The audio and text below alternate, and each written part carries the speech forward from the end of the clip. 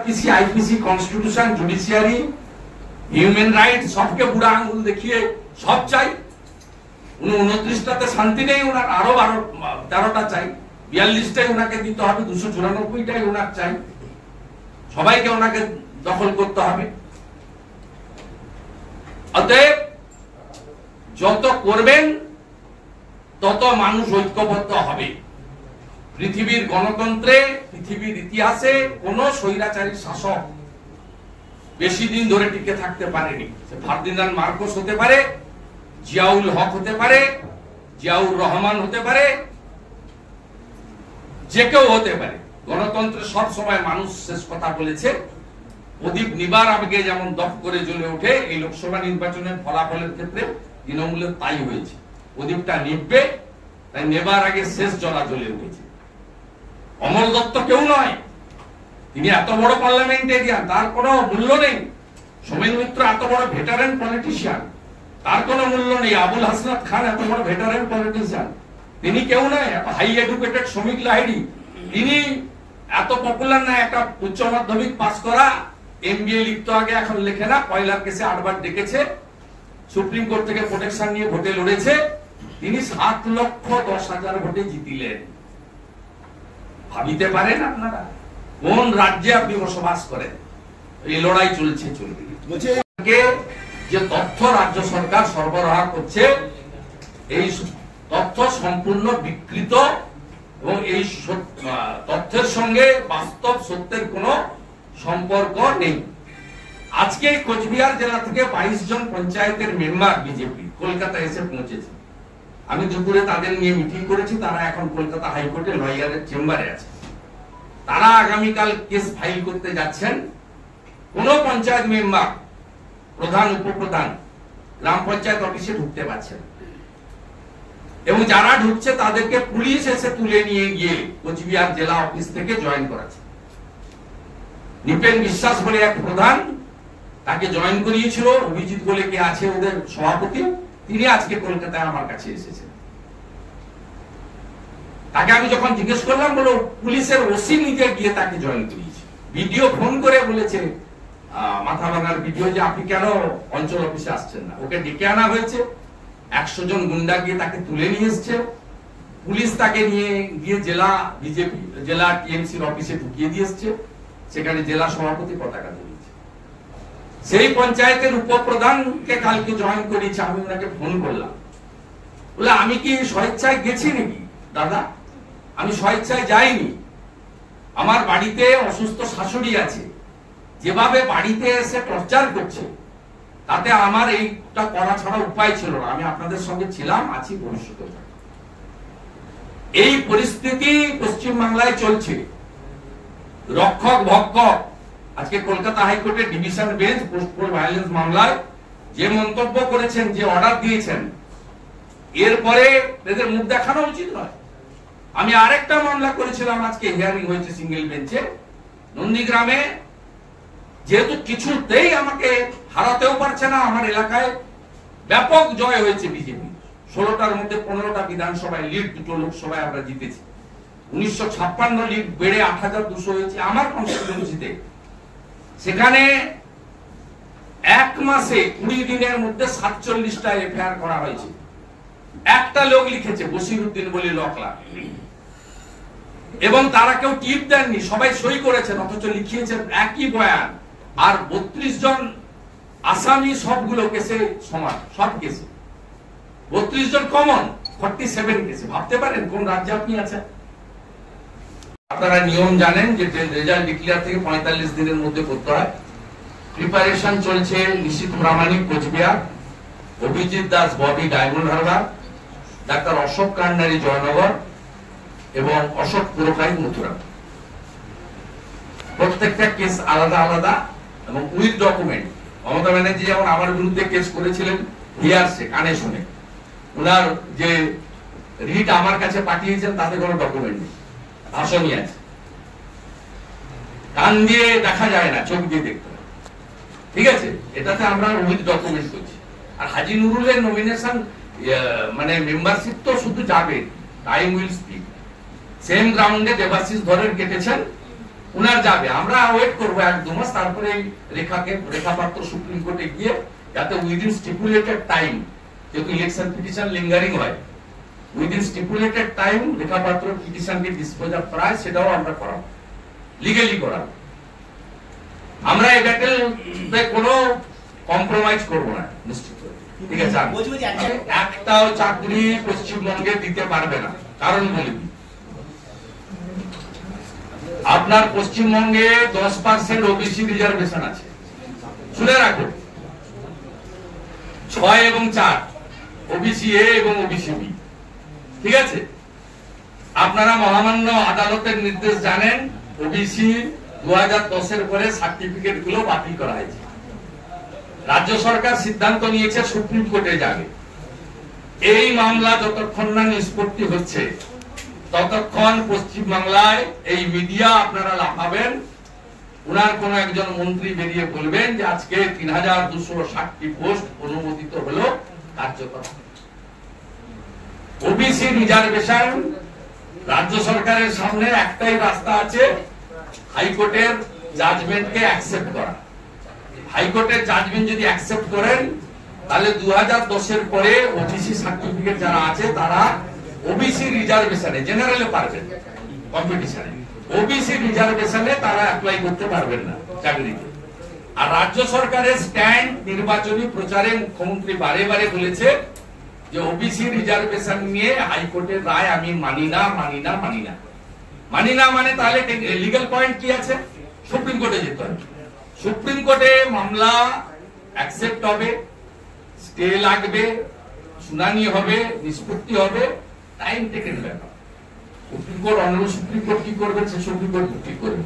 আমি আপনাকে as a leader of opposition, as a law maker of the state, আমি আপনাকে লিগ্যাল পয়েন্টটা ক্লিয়ার করলাম। তাই এটা নিয়ে আপনার লাফানোর উত্তেজিত হওয়ার কোনো কারণ নেই। এক নেতা শ্রমিক ইউনিয়ন নেতা হিসেবে ফুটপাত জুড়ে তার অফিস করে বসে রয়েছেন। প্রশ্ন উঠছে যে এই ধরনের এই ফুটপাতে বিভিন্ন দলের রাজনৈতিক নেতাদের দপ্তর, সেইগুলো ভাঙা পড়ছে। আপনাকে বলি, সবচেয়ে বেশি কস্টলি ডালার দাম হচ্ছে নিউ মার্কেট। নিউ মার্কেটে আগে 50 টাকায় ডালা বসাতো, এখন 500 টাকা করে নেয়। তাও আবার রকম ফেরে, পুজোর সিজন হলে, ঈদের সিজন হলে ওই ডালাগুলো 1500 টাকা করে নেয়। এই ডালাগুলো কিনতে হয় তৃণমূল নেতাদের কাছ থেকে। এটা হচ্ছে সবচেয়ে কস্টলি জায়গা নিউ মার্কেট। এরপর তো বাকি গোটা কলকাতা জুড়ে এবং বড় বড় সিটিতে এই একই জিনিস চলছে। এবং এখানে হাত দিলে যেহেতু ভোট ব্যাংকে আঘাত পাবে, তাই এখানে উনি হাত দেননি। উনি গড়িয়াহাট, যোগবাবুর বাজার, খুব রাগ ভবানীপুরে, 9টার মধ্যে 5টা ওয়ার্ডে হেরে গেছেন। প্রিয়াঙ্কা টেবরিয়ালকে 54,000 ভোটে হারিয়েছিলেন, এখন নেমে এসছে 7,000-এ। কি কঠিন অবস্থা। 1.5 বছর পরে 7,000টা তো থাকবে না, উনি জানেন। তাই জন্য আগে যোগবাবুর বাজারটাকে পরিষ্কার করেছে। ইএম বাইপাসে এই সরকারি অফিসগুলো পুলিশ তৃণমূলের মানে জমিগুলোতে তৃণমূল অফিসার যেগুলো পুলিশ ভাঙবে বলে আপনার মনে হয়? যে জমিগুলোতে সরকারি পার্টি অফিস করে রেখেছে সেখানে এটা ওই এক্সটেনশন বা গোপালিকাকে জিজ্ঞেস করুন, দিতে পারবে আপনারা। আপনার নবান্ন যে বিট করে তাকে বলেন না কেন প্রশ্ন করতে? এটা কয়েকদিন ধরে তো চলছে, লাইভ চলছে, আপনারা তো ইমেজ বিল্ড আপের কাজ হচ্ছে। আমরা তো বলতাম তৃণমূলের সবাই চোর, উনি তো মাইকে বলতেন আমি চোর, অভিষেক চোর, ববি চোর। উনি তো বলছেন সুজিত চোর, গৌতম চোর, ডাবগ্রাম ফুলবাড়ি চোর, এসডিএ চোর, এইচডিএ চোর, রানাঘাটের এসডিও চোর, হলদিয়ার এসডিও চোর। উনি তো বলছেন। বিজেপি যা বলেছে নির্বাচন চলাকালীন, এখন তো মুখ্যমন্ত্রী নিজে বলছেন। কথা হচ্ছে, এটা কি লোকসভা ভোটের পুরসভা এলাকাগুলো? সবসময় এদের ভোটের মাথায় আছে, উনার মুখে হাসি নেই। তার দুটো কারণ, একটা হচ্ছে নরেন্দ্র মোদীজি 3য়বার প্রধানমন্ত্রী হয়ে গেছেন, 5 বছর সরকার চলবে, 300-র উপরে সিট নিয়ে এনডিএ সরকার চালাচ্ছে। আপনারা জানেন আজকেও স্পিকার ইলেকশন ভয়েস ভোটে হয়েছে। বিরোধীরা ডিভিশন পর্যন্ত চায়নি, কারণ বিরোধীদের অনেকেই আজকে অ্যাবসেন্ট ছিলেন। তার মধ্যে পশ্চিমবঙ্গের তৃণমূলের 5 জন আজকে অ্যাবসেন্ট ছিলেন, খোঁজ নিয়ে দেখুন 5 জন অ্যাবসেন্ট ছিলেন। তো তারা নিজেদেরই ভোট রাখতে পারবে না, ওটা ভালো করে জানে এবং খুব সচেতন ভাবে জানে যে বিজেপি যে 39% ভোট পেয়েছে, 2,33,27,000, বিজেপি প্রতিষ্ঠার পরে পার্সেন্টেজে আমাদের 19-এ বেশি ছিল, 40, তার থেকে একটু কম আমরা পেয়েছি, কিন্তু ভোটিং এ সবচেয়ে বেশি ভোট আমরা পেয়েছি। 19-এ 2,30,00,000 ছিল, এবারে 2,33,27,000 ভোট পেয়েছে, হাইস্ট ভোট। এবং এই ভোটটা যে একেবারে একদম নিখাত, এই ভোটে যে কোনো জল নেই, ছাপ্পা নেই, রিগিং নেই, কোনো মৃত লোকের ভোট দেয়নি, এবং এই ভোটে 99% হিন্দুদের ভোট। আমরা 1% মতো মাইনরিটি ভোট পেয়েছি হিসাব মতো, 99% হিন্দুদের ভোট। এটা মমতা ব্যানার্জির কাছে খুব অ্যালার্মিং। 92টা বিধানসভাতে ভারতীয় জনতা পার্টি এগিয়ে রয়েছে। কলকাতার মতো জায়গায় ভারতীয় জনতা পার্টি জোড়াসাঁকোতে, শ্যামপুকুরে, এইসব জায়গায় এগিয়ে রয়েছে, এবং রাসবিহারী, মানিকতলা, বেলগাছিয়া, কাশীপুর এগুলো প্রায় সমান সমান। ভবানীপুরে 54,000টা 7,000-এ নেমে গেছে। মুখ্যমন্ত্রী নিজের এলাকাতে ওয়ার্ডগুলোতে চোখের সামনে, উনি যে দিক দিয়ে যাতায়াত করেন নবান্ন, সব ওয়ার্ডে এইসব দেখে শুনে তিনি আতঙ্কিত, এবং সেই কারণে তার এই সময়টাকে তিনি বেছে নিয়েছেন, যেহেতু আগামী 1.5 বছর কোনো নির্বাচন নেই। 2026-এর এপ্রিল-মের আগে এই মুহূর্তে কোনো নির্বাচন নেই, তাই এই সময়কালে প্রথমে অত্যাচার, তারপরে আত্মসমর্পণ, সারেন্ডার। একইভাবে এই সরকারের এতটুকু লাজ লজ্জা নেই। আজকে মাননীয় ডিভিশন বেঞ্চ, বিচারপতি হরিশ ট্যান্ডন এবং হিরণময় ভট্টাচার্যের বেঞ্চ, তারা আজকে পোস্টপোল ভায়োলেন্স মামলায়, যে মামলায় আমি মামলা করেছি বিল, সেখানে বলছে যে পশ্চিমবাংলায় আইন শৃঙ্খলা রক্ষা করতে রাজ্য পুলিশ ব্যর্থ।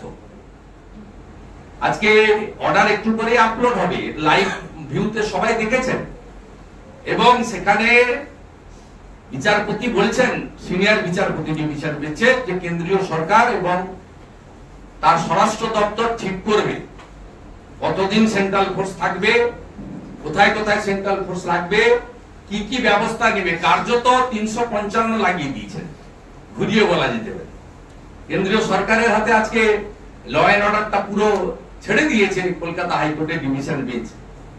পুলিশ মন্ত্রী পদত্যাগ করা উচিত, পুলিশ মন্ত্রী পদত্যাগ করা উচিত, এবং যে সরকারি আইনজীবীরা সরকারের পক্ষে সব স্বাভাবিক বলেছে, আজকে আমি আমার লয়ারের মাধ্যমে 1821 জন ঘর ছাড়ার নাম কোর্টে জমা করে প্রমাণ করে দিয়েছি। আপনারা জানেন যে ব্যাপকভাবে গোটা রাজ্য জুড়ে লোডশেডিং ও শুরু হয়েছে, 6 ঘন্টা 8 ঘন্টা ধরে। একটা বিশেষ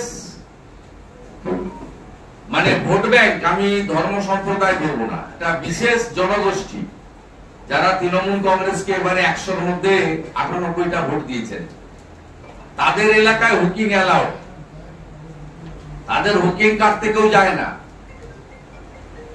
কিন্তু অন্যান্য এলাকায় বিশেষ করে সেখানে হুকিংও কাটা হচ্ছে, গ্রেফতারও হচ্ছে, আবার ফাইনও হচ্ছে, আবার লোডশেডিংও হচ্ছে। এই জন্য আমরা আজকে মূলত জনস্বার্থের এই বিষয়টা নিয়ে আপনাদের সামনে আমরা তুলে ধরলাম, এবং তথ্য প্রমাণ ডাটা আপনারা যদি চান তাহলে আমাদের মিডিয়া সেল থেকে এর ফটোকপি, আমাদের উত্তর কলকাতা জেলা অফিস থেকে এর ফটোকপি আপনারা সব নিতে পারবেন। দ্বিতীয় যে ইস্যুটাকে সামনে রেখে আমার পক্ষ থেকে রাজ্যের বিরোধী দলনেতা হিসেবে আমি বলতে চাই, সেটা হলো আপনারা দেখবেন নির্বাচনের পরে মাননীয় মুখ্যমন্ত্রীর নেতৃত্বে 2টি সভা হয়, প্রশাসনিক সভা। একটি সভাতে সরকারি জমি দখল হয়ে যাচ্ছে, তাকে উদ্ধার করতে হবে। আমরা লক্ষ্য করছিলাম যে সরকারি জমি উদ্ধার করার নামে একটা উদ্যোগ রাজ্য সরকার নিচ্ছে। আমরা ভাবছিলাম এটা একটা মহৎ উদ্যোগ। তার পরবর্তীকালে দেখলাম যে সুজিত বোস থেকে শুরু করে গোটা রাজ্যের সবাই, তৃণমূলের সবাই চোর। একমাত্র সাধু হচ্ছেন রাজ্যের মুখ্যমন্ত্রী। তিনি একমাত্র চুরি চামারি এতে থাকেন না, জমি দখল সবে থাকেন না। তিনি তা বললেন তৃণমূলের সবাই চোর, এবং বললেন সরকারি আধিকারিক, পুলিশ তারাও চোর। এবার চোরের লাইন দেখে গেল। ডাকগ্রাম ফুলবাড়ি চোর, এসজেডিএ চোর, এইচডিএ চোর, সুজিত বসু চোর, গৌতম দেব চোর। আমাদের কথা না, আমরা ভোটের সময় বলেছি, মুখ্যমন্ত্রীর কথা, যে সবাই চোর। তারপরে আমরা দেখলাম যে সরকারি জমি উদ্ধার হচ্ছে না। আমরা ভারতীয় জনতা পার্টি তাদের সঙ্গে থাকবো। আমি তাদেরকে বলবো যে যে এলাকায় এই ধরনের অত্যাচার হয়েছে, যেভাবে আমরা টিভিতে দেখেছি, চোখের জল দেখেছি, গোটা বাংলা নড়ে গেছে। মায়েদের চোখের জল যেভাবে দেখেছে, আজকে যেভাবে বেহালাতে বুলডোজার নিয়ে গিয়ে গুঁড়িয়ে দেওয়া হয়েছে, তাদেরকে জিনিসপত্র সরানোর সুযোগ দেওয়া হয়নি, এবং ছোট ছোট রেডিমেড গার্মেন্ট থেকে শুরু করে সামান্য স্টেশনারি গুডস বা অন্যান্য যা সামান্য জিনিস, প্লাস্টিক বলুন, সিলভার বলুন, যেগুলো বিক্রি হচ্ছে, যেভাবে লালবাজারের পুলিশরা পুলিশের প্রিজন ভ্যানে যেভাবে অন্যায় ভাবে তুলে নিয়ে আসার ছবি দুদিন ধরে প্রকাশিত হয়েছে, এটাকে হকার উচ্ছেদ বা জনগণের স্বার্থের কাজ বলা যায় না। এটাকে মানবতা বিরোধী। লোকসভা নির্বাচনে পশ্চিমবঙ্গে 29টা আসন পাওয়ার দম্ভের বহিঃপ্রকাশ, এবং পুরসভা কর্পোরেশন এলাকায় হারের যে তীব্র জ্বালা যন্ত্রণা, যে জ্বালা যন্ত্রণা 2021 সাল থেকে নন্দীগ্রাম থেকে উনি বয়ে নিয়ে যাচ্ছেন, সেই জ্বালা যন্ত্রণার বহিঃপ্রকাশ বলে আমি মনে করি। আগামীকাল সিদ্ধান্ত পুনর্বিবেচনা না হলে আগামী পরশু থেকে যেখানে হকার উচ্ছেদ করবে, সেখানে পশ্চিমবাংলার জনগণকে, সমস্ত ধরনের মানুষকে, এলাকার ক্লাব, প্রতিষ্ঠান, জনপ্রতিনিধি, বিজেপির কার্যকর্তা, তাদের সকলকে আমি অনুরোধ করব, বিরোধী দলনেতা হিসাবে বাধা দিন। কি করবে? গ্রেফতার করবে, নিয়ে আসুন, এবং প্রয়োজন হলে আমিও যদি আগাম জানতে পারি কোথাও হচ্ছে উইদাউট নোটিস, আমি লিডার অব অপোজিশন হিসেবে আমি নিজেও বুলডোজারের সামনে বা পুলিশের সামনে দাঁড়ানোর জন্য প্রস্তুত আছি। আমার কলিগ এমএলএদেরকেও একইভাবে আমি আহ্বান করব। আমি আশা করব মাননীয় মুখ্যমন্ত্রী তার রাজধর্ম পালন করে প্রশাসনিক কর্তৃ হিসাবে তার পুলিশের ওভার অ্যাকশন, অমানবিক অ্যাকশন আগামীকালের মিটিংয়ে তিনি প্রত্যাহার করবেন। আবারও বলি, সরকারি জমি অধিগ্রহণের জন্য সুনির্দিষ্ট এসওপি প্রকাশ করে রাজ্য সরকার, কেন্দ্রীয় সরকার, রেল, বন্দর, যেখানে যার জমি অধিগ্রহণ হয়ে গেছে, বেআইনি ভাবে দখল হয়ে গেছে, সেই জমি উদ্ধার করার জন্য রাজ্যের মুখ্য সচিবের নেতৃত্বে আধিকারিকরা রাজনীতির ঊর্ধ্বে উঠে ভোট ব্যাংকের কথা না ভেবে কাজ করবে, এই appeal on behalf of opposition leader আমি জানাচ্ছি। আগামী সোমবার আমাদের 3 কাউন্সিলর, 2জন ডিস্ট্রিক্ট প্রেসিডেন্ট সিএসসি তে যাবে এবং প্রত্যাহার করার আবেদন করবে। না হলে 8 তারিখের পরে আমরা ডেট ডিক্লেয়ার করব। প্রথমে সিএসসি অভিযান হবে, তারপরে 15 তারিখের পরে বিধাননগরে বিদ্যুৎ ভবন অভিযান হবে।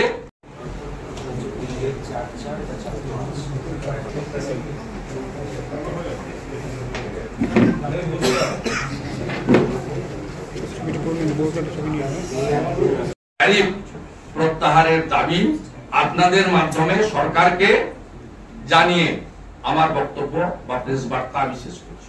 একটা বিষয় শুভেন্দুদা, সেটা হলো যে বিভিন্ন জায়গায় দেখা যাচ্ছে রোহিঙ্গা জনগোষ্ঠীরা তারা মাথাছাড়া দিয়ে বাড়ছে, সেই সমস্ত জায়গায় উচ্ছেদের কোনো বিষয় না, কিন্তু এইভাবে যে উচ্ছেদ বিনা নোটিসে, এটা কি জনবিন্যাসের দিকে এগোচ্ছে কি রাজ্য সরকার বা রাজ্য শাসক দল? খুব সুন্দর প্রশ্ন।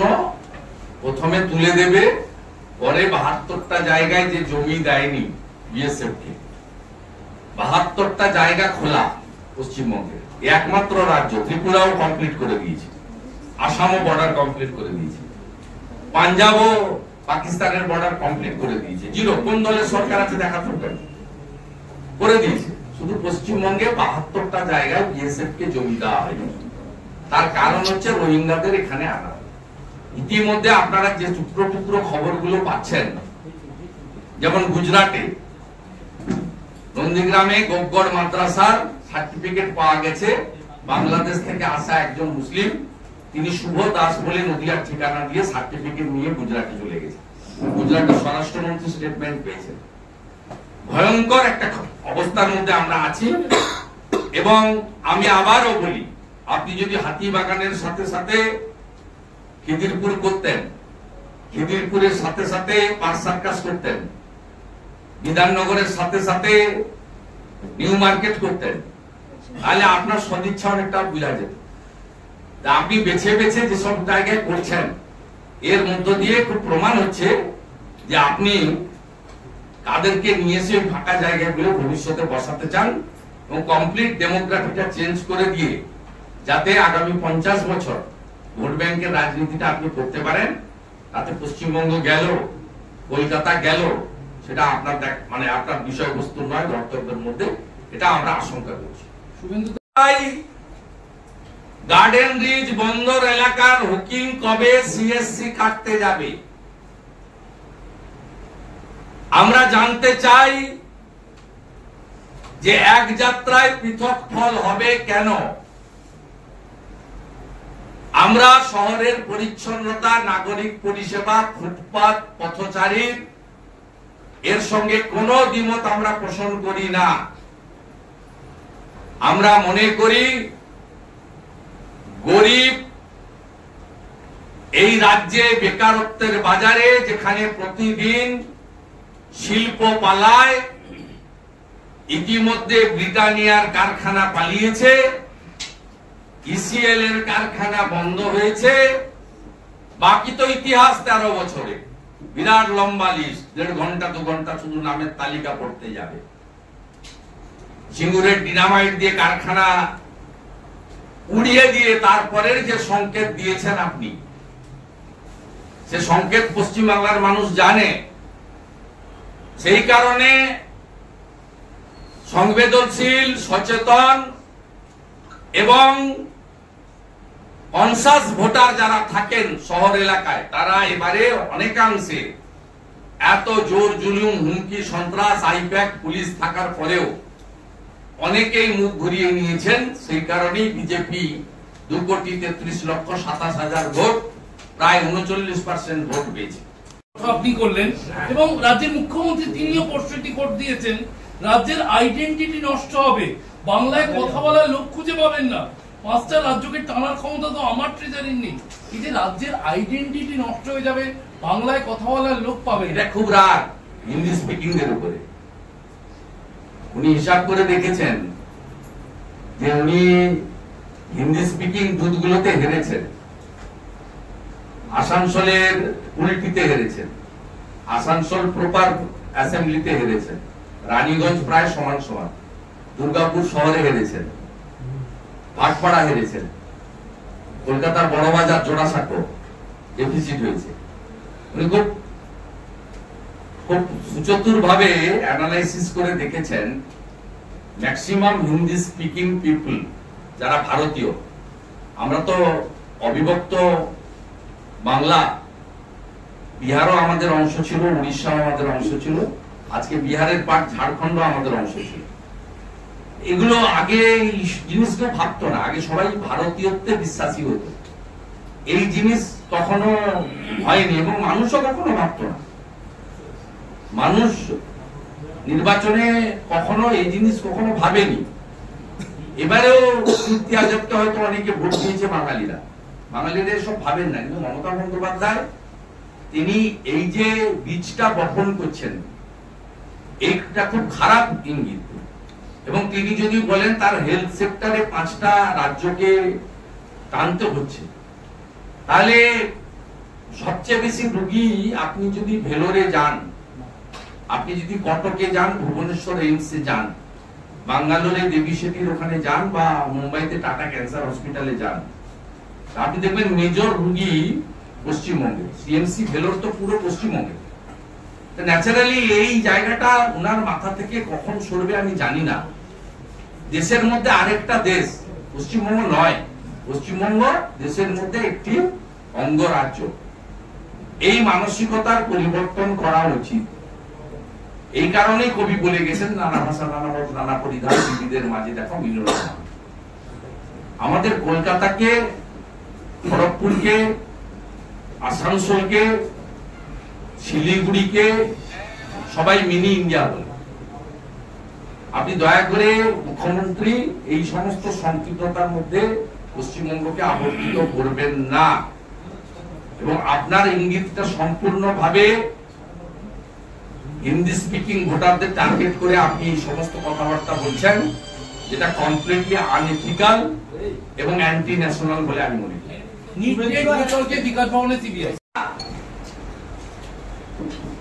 একটু আগেই একটা চিঠির কপি পেলাম, এর আগেও যেমন ঝালদা এবং তাহেরপুরকে বাদ দিয়ে সভা ডাকা হয়েছিল, আগামীকাল বেলা 12টায় মুখ্যমন্ত্রীর নবান্ন সভাগৃহে একেবারে ওসিআইসি থেকে শুরু করে গোটা রাজ্যের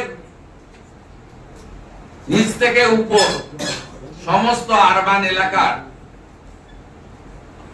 পদাধিকারী, জনপ্রতিনিধি, মানে আবারও চিঠিতে উল্লেখ আছে এক্ষেত্রে ঝালদা এবং তাহেরপুর প্রাপ্ত।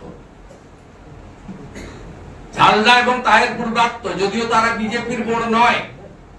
বিজেপির অপোজিশন লিডার মিন্স সরকার এবং সরকারের দ্বারা বা সরকারি দলের দ্বারা যারাই অত্যাচারিত হবেন তাদের পাশেই লিডার অব অপোজিশন দাঁড়াবে।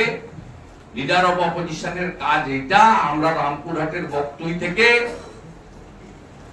আমডাঙ্গার বিস্ফোরণ স্থল পর্যন্ত প্রতিটা জায়গায় গেছি, ভোটের উদ্দেশ্যে বা পলিটিক্যাল উদ্দেশ্যে নয়। এক্ষেত্রেও তাহেরপুর ঝালদাকে বাদ দিয়ে কালকে আপনি মিটিং ডেকেছেন। আমি আশা করব আগামীকালের মিটিংয়ে আপনার ঔদ্ধত্য, অহংকার এবং বিধানসভার সংখ্যাগরিষ্ঠতা বা লোকসভা নির্বাচনে গরিষ্ঠ আসনে জয় পাওয়ার যে দাম্ভিকতা আপনার মধ্যে প্রকাশ পাচ্ছে, সেখান থেকে আপনি সরে আসবেন। আপনি এবং আপনার সরকার মানবিক হবে। সরকারি জমি অধিগ্রহণের জন্য সুনির্দিষ্ট এসওপি তৈরি হবে।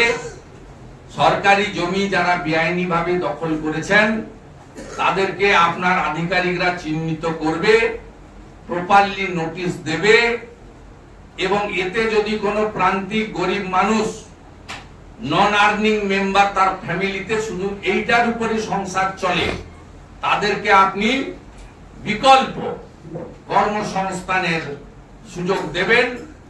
আপনি সব জায়গায় বলেন যে আমি 1.5 কোটি লোককে চাকরি দিয়েছি। আমি আশা করব কয়েক লক্ষ হকারকেও আপনি চাকরি দেওয়ার ব্যবস্থা করবেন। আপনি সব সভাতে বলেন যে আমি 1.5 কোটি লোককে পশ্চিমবাংলায় চাকরি দিয়েছি, যদিও তালিকা চাইলে কোনোদিন পাওয়া যায় না, পাওয়া যাবেও না, কারণ এটা মিথ্যা, সবাই জানে। তাই আশা করব আগামীকাল আপনার লেঠেল বাহিনীকে আপনি বিরত করবেন। যদি বিরত না করেন, আমরা অন্যায়ভাবে উইদাউট নোটিশ যে গরিব লোকগুলো বিশেষ করে একটা নির্দিষ্ট জনগোষ্ঠীর উপরে আক্রমণ আনা হচ্ছে,